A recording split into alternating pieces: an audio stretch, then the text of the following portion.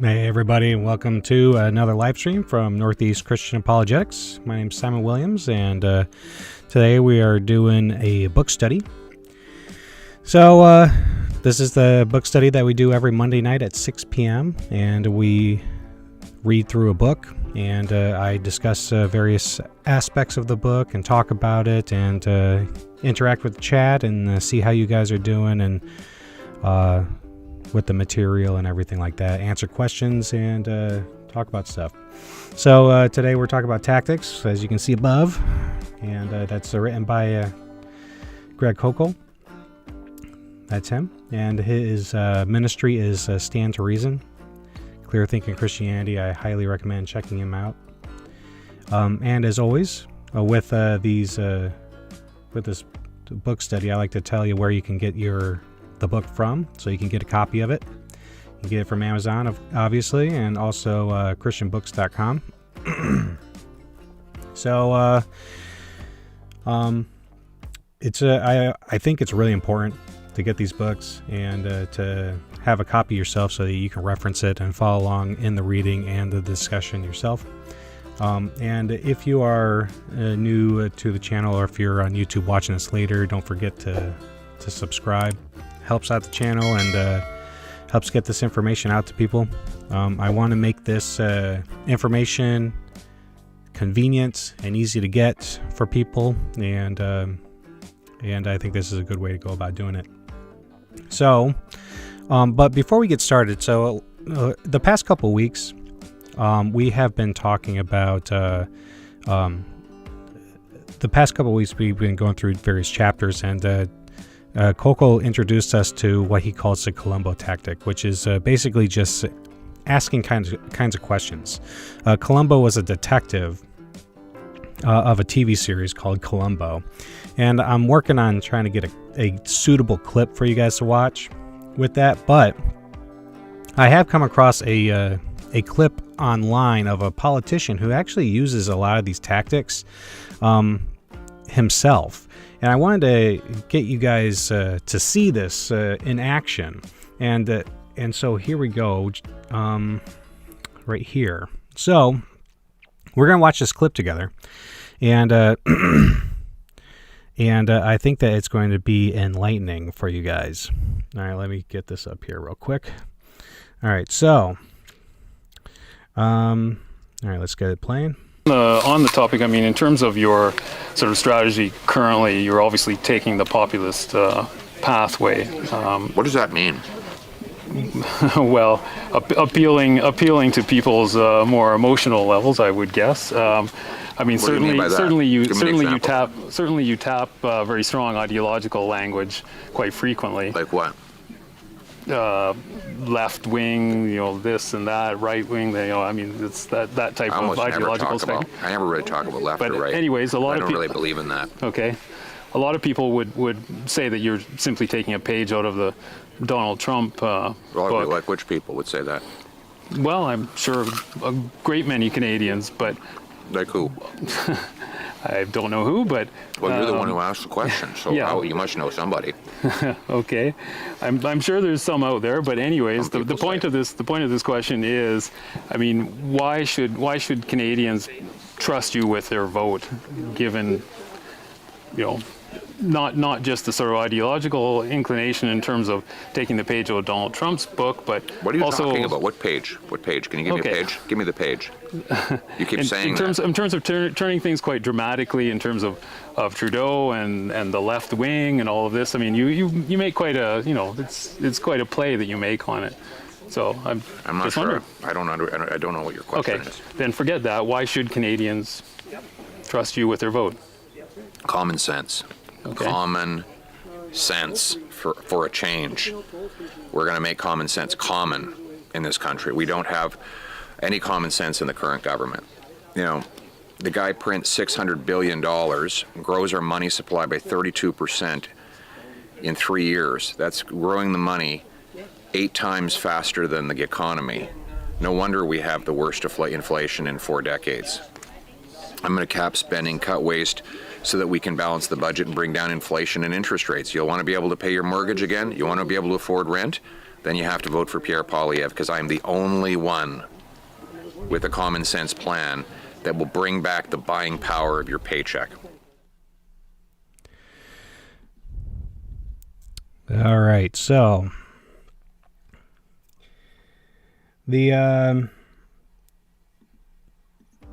so I hope you can see. Oops. Yeah, don't forget to subscribe. I hope you can see the power of questions in that clip, and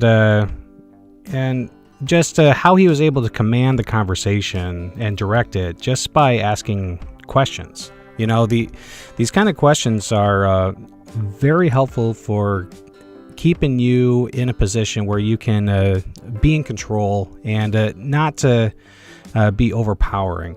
Now, I will say that the politician in that clip, he did come across not as particularly loving or anything like that, but that's not the point of the clip. The point of the clip is to demonstrate the power of these tactics. And remember, Dr. Koukl earlier in the book said that you can use these tactics for not for terrible reasons, really. You can really make a fool of somebody by using these tactics. So we got to make sure that we're doing it in love, and it's something that would bring honor and glory to God. But nevertheless, these tactics are definitely able to help you in these conversations, to stay in the driver's seat, to help you stay cool and collected, and to understand where you're at and what you're doing and things of that nature. So without further delay, so Mighty Venus says, I have watched this clip before. It is great. A great example of the Columbo Tactic. Yeah, I totally agree. You know, like, I swear, I think that guy's read tactics. You know, I feel like he has. It definitely seemed like he has read tactics, but yeah, well, we are gonna go through it together now. So we'll be on par with that, and be able to engage it in society in a similar way. All right, so we're on chapter 4 of the Columbo Tactic, which is called gathering information. All right, so one really important aspect of your conversations is gathering information. It's really important to know who you're talking to. It should also be noted that these tactics are this whole book is kind of geared towards in-person conversation. If you're going to try to use these kinds of things on Facebook or Discord or something like that in order to have a conversation, it's not going to be as effective. But in-person conversation, it's really powerful stuff.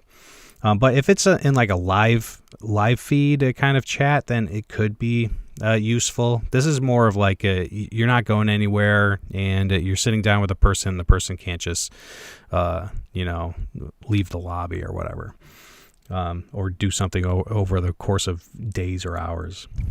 But anyway, so Koukl continues with chapter 4 and says, when Lieutenant Columbo shows up at a crime scene, he needs some basic facts to help him get his bearings. He needs a general feel for the situation before he can decide what his next move is going to be. That's why the first thing he does is gather information. In the same way, you'll need more information before you know the best way to proceed in any conversation. You have no idea what you're facing or what possibilities lie ahead until you get the lay of the land. Your initial probes then will be friendly, open-ended queries. The best way to start is with a casual dialogue and general questions, drawing the person out by showing sincere interest in him and his ideas. If spiritual issues are not on the table yet, don't jump into them immediately. Relax and take your time. The more you let your friend talk, the more genial your interaction will be. It's more pleasant for him and it's less work for you. Your initial goal is to gather as much information from the other person as you can before you move on. You want him to talk as much as possible about his own convictions first. This approach gives you the best chance for making the most of the opportunity, as Paul put it in Colossians 4:5. If I sense an opening to something more spiritually significant, then I'll move gently in that direction, always using questions, though. I want to tell you of a conversation that I had that shows how crucial this first step can be. I once had a chat with a young professional named John who was sitting next to me on a flight. When he learned the purpose of my trip, he informed me that he was not a Christian and none of his friends were either. John then added, I used to be a Christian, but I am not one anymore. Let me stop here and ask you a question. Do you think that particular detail was important for me to know? Can you see how that little bit of information can make a big difference in the course I set for the conversation to follow? Sure you can, but there was more. Actually, John added, I used to be a preacher's kid. That surprised me. How did you used to be a preacher's kid, John? Did your dad die? No, my dad didn't die, he answered. He's just not a preacher anymore. In fact, he's not even a Christian anymore. Yikes. Was that important information for me to know? Do you think there might be a little emotional baggage getting in John's way here? There sure was. As I asked more questions and let him talk, he began to unload about the bad experiences he had with Christians and the church. It was not a pretty picture. Think about the importance of what I was able to learn in the first few moments of our chat because I asked questions and listened. As John talked, a picture of his spiritual landscape began to form in my mind, and I realized his landscape was littered with landmines. Do you see how critical it was for me to gather information before I move forward? Can you imagine what would have happened if I jumped blindly into a gospel presentation before letting him talk? Been there, done that, he would have thought, and it hurt. Instead, I took my time. I asked questions for clarification. I paid attention to his answers and probed carefully with genuine interest in him and his painful experience. And because I'd been listening instead of preaching, I was able to maneuver around the hazards. I think you can see why gathering information is the most important first step in any encounter. Whenever you get stuck in a conversation, always ask a question to get more details. Then let the other person talk. Let him explain, clarify, defend, even attack. Don't get defensive. Just listen carefully. That's your first step. All right, the best first question. Would you like a model question that will help you get going? Here's the one I use. What do you mean by that? And in the clip that we saw that the politician actually used this very question. This question provides a natural opening into further dialogue, and it puts no pressure on you. It's delivered in a mild, genuinely inquisitive fashion. It's a simple, effortless way to use Columbo, like with these examples. Do you believe in evolution? What do you mean by evolution? There's more than one kind. Which one do you have in mind? Another example, what about all the evil in the world? And the question that you can respond with would be, what do you mean by evil? What makes bad things bad? Do you take the Bible literally? It depends on what you mean by literally. What specifically were you thinking of? Science has proved there is no God. Really? Precisely how did science do that? Abortion is okay because a fetus is a human but not a person. Really? What is the difference between the two? Your first Columbo question has tremendous advantages. To begin with, this question immediately engages the non-believer, or believer, if the topic is an in-house theological one, in an interactive way, making it an excellent conversation starter. When I noticed a jewelry worn by the witch in Wisconsin, I asked, does that star have religious significance? A variation of, what do you mean by that? It led to a productive interaction. Sometimes your first question will be directed at a specific statement or topic of discussion. Other times the question will be more open-ended. As the dialogue continues, gently guide the conversation into a more spiritually productive direction with additional questions, if you can. When you get into the habit of gathering information, first you'll sometimes discover that the additional clarity that results from your questions is all that's needed to parry an objection. When someone says to me reincarnation was originally part of Christian teaching but was taken out of the Bible in the 4th century, I ask them to explain how that works, a variation of our first Columbo question. The devil, as they say, is in the details of such a challenge. How does someone remove select lines of text from tens of thousands of handwritten documents that had been circulating around the Mediterranean region for more than 300 years? This would be like trying to secretly remove a paragraph from all the copies of yesterday's New York Times. It can't be done. Your first question almost always uncovers valuable information you wouldn't have received if you hadn't asked. Many objections flourish because of the muddled thinking that results from lack of clarity. Your first question often eliminates the obstacle by forcing the person to be precise about what he means. Why clarity works. There are 3 reasons why gathering information is important. First, you don't want to misunderstand the person you're talking with. Second, you don't want to misrepresent him. Third, you don't want him to misunderstand himself. Regarding the first, some questions or challenges are so vague it's hard to know what to do with them. It makes no sense to move forward if you're confused or unclear about what is being said. The claim everything is relative is wildly ambiguous. It should never pass without a request for clarification. Questions like, what do you mean by relative? Or is everything relative? Or would that apply even to your statement? Are all in order. Other challenges are more complex. They contain a number of specific issues jumbled together that you may need to tease apart first with further questions. Sometimes people claim that God is not necessary to explain morality because evolution can do the job.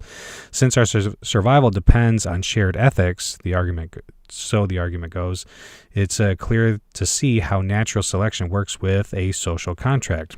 Our tacit agreement to adhere to values that ensure our survival could account for morality. No God needed. But this explanation hopelessly conflates 2 distinct notions. The first is Darwinian evolution, which by definition can explain morality only in terms of genetically determined physical traits selected for survival, though one wonders how the rest of the animal kingdom seems to have endured so well without it.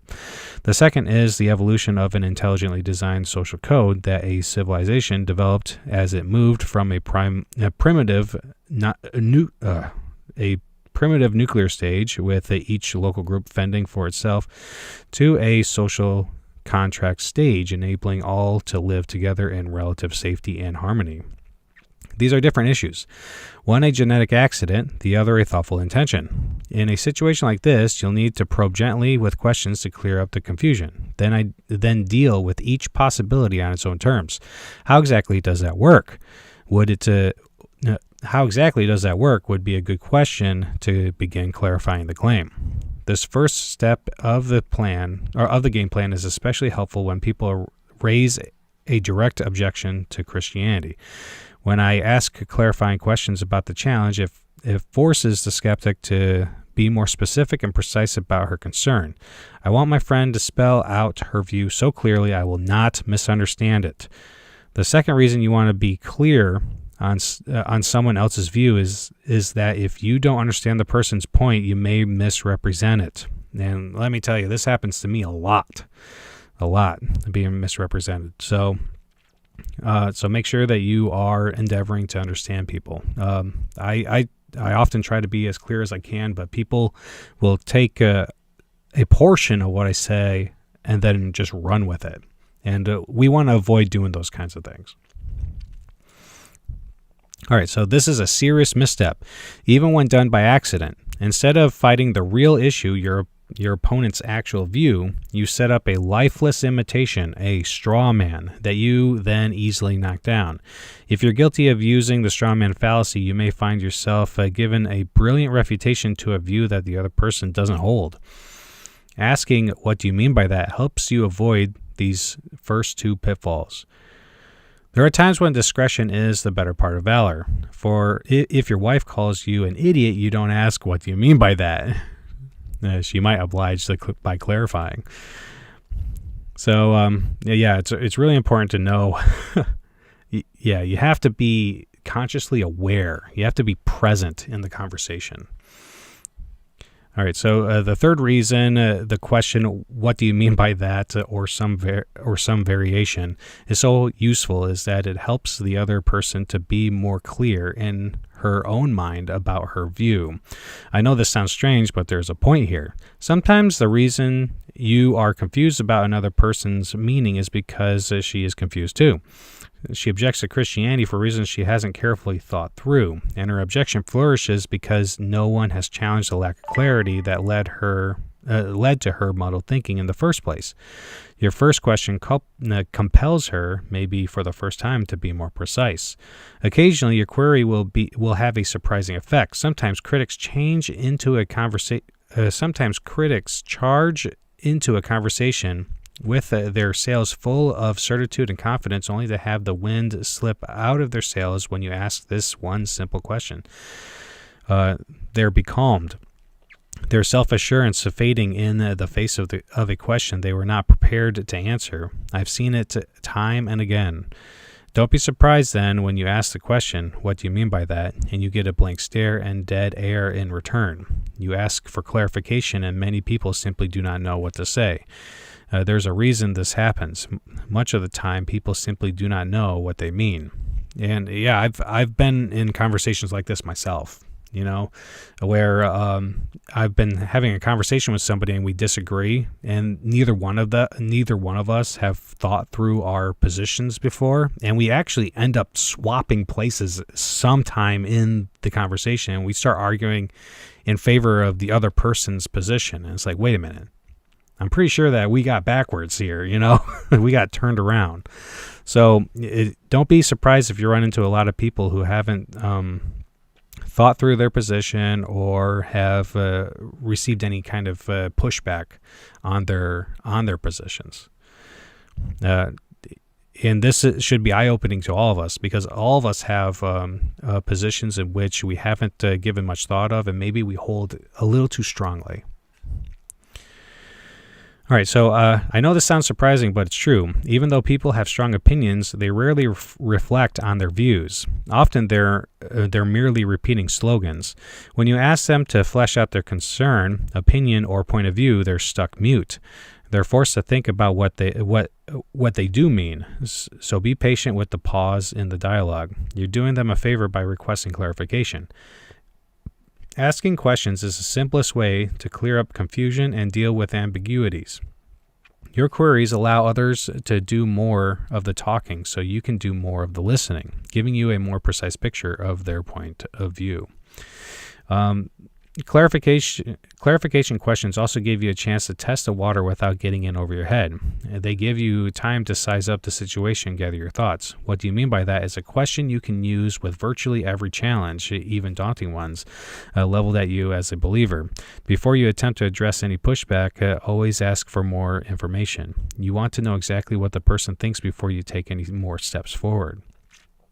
Be sure to pay attention to the response to your questions. If the meaning is still unclear, follow up with more queries. Say something like, how exactly does that work? Or can you clarify that for me? Or I'm not sure what you're getting at. When you get more detail, feed the view back to them to make sure that you got it right. And it also may end up being the case that this can be an educational educational time for you, where it is often the case that you could run into someone who has thought through these things, and they can provide you with insights that you haven't considered before, and then you can just keep asking questions, getting a better understanding of their position. And just because somebody has a different belief than you doesn't mean that they're wrong on everything or wrong on anything. It could be that you have a false belief or something along those lines. So these kinds of questions help you to better understand the kind of person that you're dealing with and how you relate to them. So don't underestimate the power of the question. What do you mean by that? Use it often. You can ask it in a variety of ways to stay engaged in productive, genial conversation while keeping the focus and pressure on the other person, not on you. So 10-second window redux. In the previous chapter, I posed 4 scenarios for you to consider. Then I offered a series of questions I thought were appropriate responses to each one. My general goal was to use the Columbo Tactic to get information, to buy time, and to steer things in a direction I thought might be productive. You may have wondered, though, why I chose the specific questions I did. Here was my thinking. Challenge 1 was that it is not rational to believe in God. There is no proof. I noticed that the challenge did not make clear what kind of God was being rejected. For some people, God is an old man with a beard sitting on a throne out in space somewhere. If that's the kind of God they don't believe in, then I agree with them. I don't believe in that kind of God either. Some reject the notion of a personal God, but still believe in impersonal God force of some kind that animates the universe. Or it may turn out I'm dealing with a good old-fashioned naturalistic, materialistic atheist. In any case, I need more information before I can go forward. Even when there seems to be little ambiguity, a clarification question, even a simple one, can break the tension of an awkward moment and buy you some time. It may even yield information you hadn't expected. And be forewarned, when someone says there's no proof of God's existence, it's sometimes a trick. It may be a reasonable request for evidence, but often it's not. Unless you know in advance what kind of evidence would count, scientific data, historical documentation, philosophical arguments, revelation, or what kind of proof would be satisfying, absolute proof, proof beyond a reasonable doubt, proof based on the preponderance of evidence, proof that's a reasonable inference to the best explanation, you'll probably be wasting your time. If you're not clear on this criteria of proof, it will be too easy for an intellectually dishonest person to dismiss anything you offer. Not good enough is all he needs to say. That's not proof. And you will run into people like this a lot, especially online. Jesus says, do not cast your pearls before swine. And sometimes you got to avoid mockers and scoffers. It's not a fruitful conversation. The charge that belief in God is irrational is common but without basis. When anyone makes this assertion, I'm not going to let him off easy. I want him to tell me specifically how theism is at odds with good thinking. My Columbo question forces the person to spell out the problem instead of coasting on vague generalities. And this is really good stuff that he's talking about here. And I have a couple videos on YouTube that talks about naturalism and atheism and things of that nature. And it's interesting though, because while God can be shown to exist in the aspect of the fact that he reveals himself in some way that's sufficient for whatever a person needs in order to believe him. If somebody doesn't believe that God exists, then if God is omniscient, then God knows what kind of situation would be sufficient to cause that person to believe that he exists. And if God is all powerful, then he has the power to actualize such a situation. So even if they believe that there is no proof, that doesn't mean that there can't be any proof. However, for naturalism and atheism, that's a worldview that can never be shown to be true. You can never actually prove that atheism is true or that naturalism is true. It's literally impossible. And so it's kind of it's a ridiculous double standard. But anyway, so believing in leprechauns is irrational. Believing in God, by contrast, is like believing in atoms. The process is exactly the same. You follow the evidence of what you can see to conclude the existence of something you cannot see. The effect needs a cause adequate to explain it. There is nothing irrational or unreasonable about the idea of a personal God creating the universe. A Big Bang needs a Big Banger, it seems to me. A complex set of instructions, such as in DNA, needs an author. A blueprint requires an engineer. A moral law needs a moral lawgiver.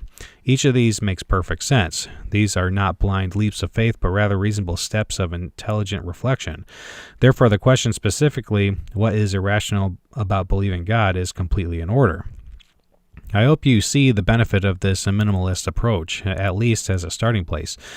When you first encounter an atheist, you could launch into something like the Kalam cosmological argument for God's existence if you knew it, and if you understood it, and if you remembered it. But that would be premature, wouldn't it? Why make things hard on yourself? The question serves you much better initially. Challenge 2. Claim that Christianity is basically the same as all other religions, love being the important common denominator. Further, it is wrong for Christians to tell others how to live or believe. The challenger here presents another common objection to Christianity, religious pluralism. The idea there is no one true religion, but rather all religions are equally valid routes to God. My questions were meant to capitalize on a number of weaknesses in this view. First, the comments show a naive understanding of other religions, which vary wildly in fundamental beliefs. For some, Buddhism, for example, God's existence is irrelevant to their ideology. As for love being the unifying element, it's an important feature of monotheistic religions like Judaism and Christianity, but not for some non-theistic religions like animism. Second, pluralism presumes that similarities between faiths are more important than differences. Think about it, though. Aspirin and arsenic basically the same. Are aspirin and arsenic basically the same because they both come in tablet form? For some things, it's the differences that matter, not the similarities. Religion is one of them. Third, as a suggested response I offered, what do you think Jesus' attitude was on this issue? Since it's clear that Jesus was not a pluralist. As an observant Jew, Jesus held to the Ten Commandments, foremost among them the first. The Lord is God, and we owe fidelity to him alone. All other religions are distortions and deceptions. The early followers of Christ were first called Christians in Antioch by others. Their name for themselves was simply the way, not a way or one of the ways, but or our way, but the way. Finally, did you notice that the challenger's minimal theology, the essence of Jesus' teaching is love, not telling other people how to live or behave, does not allow him to escape his own charge. He has his own theological conviction, love, not judgment, that he thinks should govern how other people think and believe. This, of course, is a judgment itself. That's why I asked, isn't telling people to love one another just an example of telling them how they should live and believe? I offered an indirect challenge couched in the form of a question. Now, it should also be noted that when Jesus says that gives us the command to love, it's not simply that he gives the command to love, but he gives the command to love others as he loved. And the way that Jesus loved was to love God first and foremost above everything else. And then he loved his neighbors as himself. And that's the kind of love that he was demonstrating throughout his earthly ministry. Okay, and that's the kind of love that we're supposed to emulate as his disciples. We're supposed to learn from his example and take on his character in order to better love God in the way that God deserves to be loved, which is with our whole being, and to be preferred over and including all of the physical world and everything else in creation. And then through that love of God, we can better understand how to love ourselves. And then as an outgrowth of our love for ourselves, we can love our neighbors as we love ourselves. And so that is that's the basis of Jesus' command, to love as he loves. All right, so challenge 3 said we shouldn't take the Bible too seriously because it was only written by men, and men make mistakes. The key word here is only. There are 2 problems with this statement. First, notice first that the statement itself presumes what it's attempting to establish, that the Bible is only a human document and not divinely inspired. Since this is the very question at issue, the attempt is subtly circular. There's a more fundamental problem, though. The presumption that any work written by a human being is always riddled with error. It's clear, though, that even without God's help, fallible people can still get their facts right. Our libraries are filled with books written by mere mortals who seem capable of accuracy, insight, and wisdom. If this is true of so many others, why not Paul, Peter, John, and Luke? And it's interesting because, like, when I was in the Navy, we had these operating procedures. So I was in the nuclear Navy, and we had to operate nuclear power plants for propulsion on submarines and aircraft carriers and stuff like that. I was a mechanic, an ELT variety. And we would have these procedures, and for a long time, I kind of treated them basically like our Bible, because it basically is. And that these procedures were written like infallibly. I didn't really have an understanding that it was written by other people. And then my chief mechanic came down with the water chemistry control manual, and he flipped to a page. He was like, "You see this here, Williams?" And I'm like, yes, chief. And he's like, I submitted that change and it got approved. And I was like, oh, this is written by just humans. And so it was eye-opening for me. I'm like, wait a minute. I know the person that made a modification to this book that I used to control these nuclear power plants. And then when I got to civilian power plants, I literally started writing procedures that's probably still very, very likely still at use at Millstone right now. Operating a nuclear power plant in order to backwash a charcoal filter out there. And it definitely goes through a process of the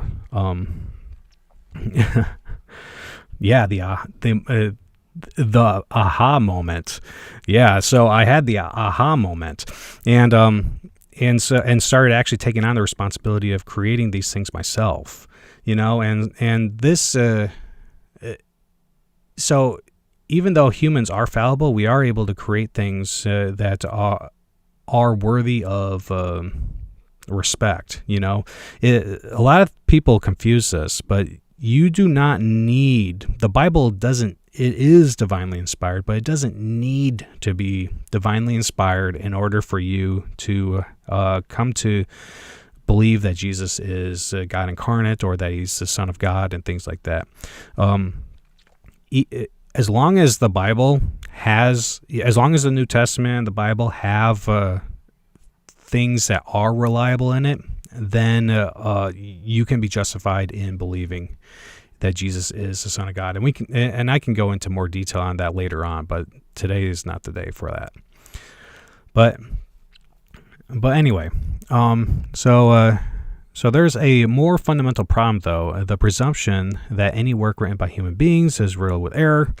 All right, so you might be thinking this is not compelling evidence for biblical inspiration, and you'd be right, but it is not meant to be. It's meant only to show that human involvement is not evidence against inspiration, since human authorship doesn't necessarily result in human error. Remember, my goal is modest. All I want to do is put a stone in a person's shoe. I want to get him thinking. I want him to consider listening to Jesus in Scripture first before dismissing him. If I can open the door for him just a little, I have accomplished something important. Here's why I say that. Most people who believe that the Bible is God's word came to this conviction not through argument but through encounter. When soldiers were sent to arrest Jesus midway through his ministry, they returned empty-handed. Why had they disobeyed orders? Because they had listened. Never has a man spoken the way this man speaks, they said. Jesus didn't start his discourse with reasons why people should believe his words. Instead, he simply spoke the truth, and it immediately resonated with many in the crowd. I came to believe that the Bible is God's word in the same way I suspect you did. I read it and was moved by it. I encountered the truth firsthand and found it compelling. This is so important. This becomes very clear when you read the Gospel of John. Jesus is saying that when he speaks, those who are his sheep hear his voice. The people, and they're part of the elect. There are going to be people who do not hear Jesus's voice, and there's nothing you can do about it. So do not be troubled by it. Just focus on speaking the truth in love, and people who are part of the kingdom it'll instantly resonate with them. It doesn't matter if you perform a ton of signs like Jesus did. It doesn't matter if you perform a bunch of miracles and demonstrate through clever speech like Jesus did and powerful word like Jesus did, some people are going to just crucify you. All right, so bear that in mind. All right, so if you want skeptics to believe in the Bible, don't get into a tug of war with them about inspiration. Instead, invite them to engage Jesus' words firsthand. Then let the Spirit do the heavy lifting for you. So when someone says the Bible was only written by men, I ask questions to encourage that person to treat Jesus for the moment like any other teacher. I want him to listen to the words of Christ first, then draw conclusions. That's why I keep copies of John's Gospel in my travel bag. With some conversations, I'll offer one as a gift, suggesting it might be best to let Jesus speak for himself. Once my new friend has read a bit, any further reasons I give for biblical authority will have the soil they need to take root. Challenge number 4.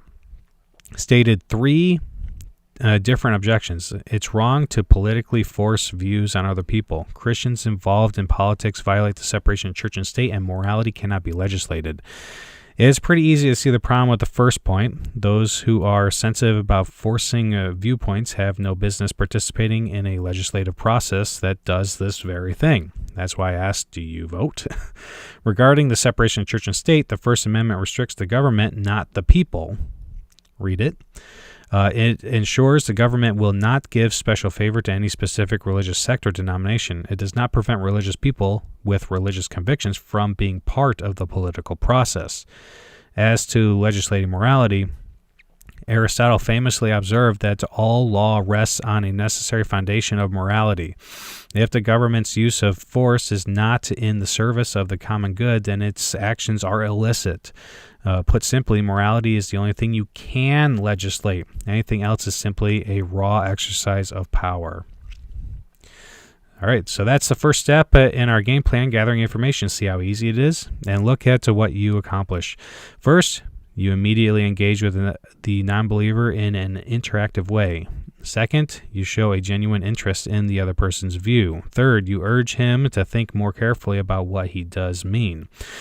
Fourth, you get a free education. Finally, there's no pressure on you. You're in the driver's seat. Since the first step of your game plan is so simple, why not start by easing yourself into a shallow end of a pool, spending a few weeks merely being a student of others' views.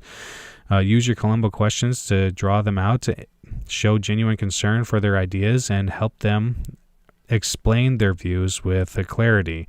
If there is any ambiguity in their answers, ask more clarifying questions using some form of what do you mean by that? You'll be amazed at what God will do with the one innocent question. So what we've learned this chapter.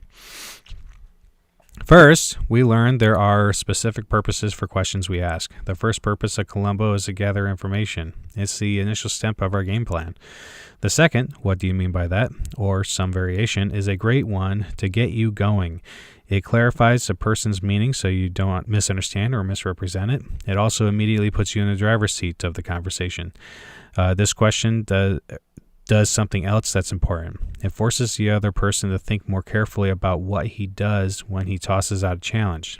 Instead of settling for statements that are ambiguous or vague, ask him to clearly espouse objections or concern. Your request may stall him for a moment, but that's okay. Be patient with the pause in the conversation and let him think a bit. We looked at 4 specific challenges to see how this approach works. I then explained in some detail my rationale for the questions I asked of the challenger, so you can see how the Columbo Tactic allows you to maneuver safely in conversation. Finally, I encourage you to ease into your tactical game plan by being a student of others' views for the next few weeks, using some form of the question, what do you mean by that? That question is your first step in managing conversations. Use it often. In the next chapter, we will add another step to our game plan, the second use of the Columbo Tactic. Ta-da! All right, so we have reached the end of the chapter, and you know what that means. That means we get to celebrate because we earned it. We earned it. Yay! Celebration! Yes, indeed. Indeed, the celebration. All right, so I hope that you guys got a lot out of this chapter. I think that it is very important to ask questions in order to get more information so that you can better understand the person that you are talking to, and also better understand how to guide the conversation. Sometimes, thank you very much for the likes. Really appreciate it. But remember that not every conversation, you don't need to know everything. All right. It's good to have a strong understanding of your position, but it's also important to be able to learn. And not every belief that you hold is right, and it's good to be humble. Okay. So ask questions, listen, learn. Don't get ahead of yourself. The people that you interact with are real people. Let's move back to my face only. There we go. All right. So thank you for coming out with me tonight. I really appreciate you guys coming out and being part of this experience. Next Monday is Christmas. Merry Christmas to everyone, by the way. Happy New Year as well. So the next week is the 25th. Next Monday is the 25th. So we are not going to meet online. I pray that you guys have a fantastic Christmas with your family. But I do plan to meet on the 1st. It's going to be New Year's Day. Nobody's staying up till midnight that night, but I think that would be a fantastic way to start the new year by reading the next chapter of our book, Chapter 5, which is going to be Columbo Step 2. And so that's the plan right now. And I will and stay. And for more information on these book studies, I tend to schedule the next live stream. So keep an eye out for that on my channel. I will be updating it if there are any changes, and I might update the community wall as well, and also update it on Facebook. But yeah, really appreciate you guys coming out and hanging out with me tonight. Have a great evening, everyone. All right. God bless. Hey, before you go, I hope you enjoyed today's enlightening discussion during our Christian Apologetics book study. It's always a blessing to come together to explore our faith and grow in our understanding. Your participation means the world to me, and I'm grateful for your continued support of Northeast Christian Apologetics. Remember, you can stay connected with me and access valuable resources by visiting my website at nechristianapologetics.com. There you'll find a wealth of articles, videos, and recommended reading material to deepen your knowledge of Christian apologetics. If you're as passionate as I am about equipping believers to defend their faith and engage in meaningful conversations, you can also support this ministry in various ways. One way to support this work is through patreon.com. By becoming a patron, you'll have access to exclusive content, early access to our discussions, and a chance to connect with like-minded individuals who share your passion for Christian apologetics. If Patreon is not your style, some people prefer to give me a one-time tip. And if you'd like to do that, then feel free to do so through Venmo or Cash App. But of course, there are many ways to support me. By praying for this ministry, sharing the content on social media, or simply spreading the word about what I do. Every bit of support goes a long way in helping me fulfill my mission. Once again, thank you for joining me today. Your presence and engagement enrich these discussions, and together, we're on a journey to strengthen our faith and share the good news with others. Stay tuned for more exciting book studies, thought-provoking discussions, and opportunities to grow your Christian apologetics journey. I look forward to seeing you again.